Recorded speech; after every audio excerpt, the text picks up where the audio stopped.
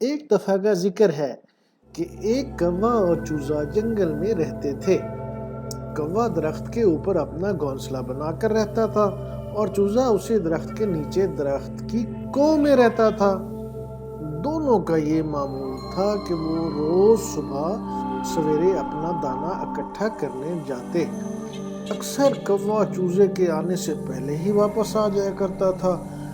چوزا جب واپس آ جاتا تو شام ہو جاتی۔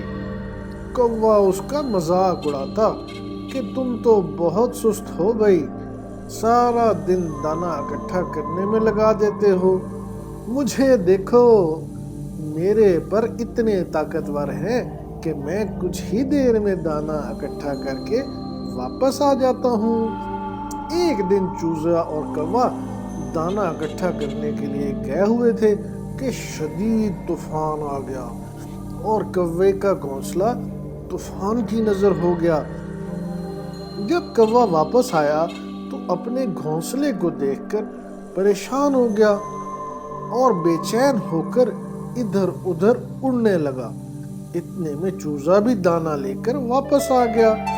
جب چوزے نے کوے کو اس قدر پریشانی کے عالم میں دیکھا تو پوچھا کہ کیا معاملہ ہے؟ کوے نے بتایا، میں بے گھر ہو گیا ہوں، میرا سارا دانہ اور گھونسلہ طوفان کی نظر ہو گیا، اب میں رات کہاں بسر کروں گا؟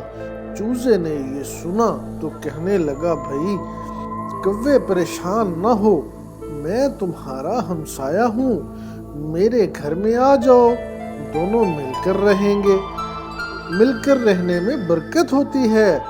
کوا یہ سن کر خوش ہو گیا اور فوراً درخت کی کو میں آ کر بیٹھ گیا۔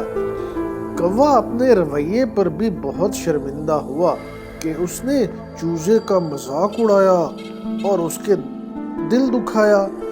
اس نے چوزے سے معافی مانگی اور اس کا شکریہ ادا کیا کہ اس مشکل گھڑی میں چوزے نے اس کا ساتھ دیا۔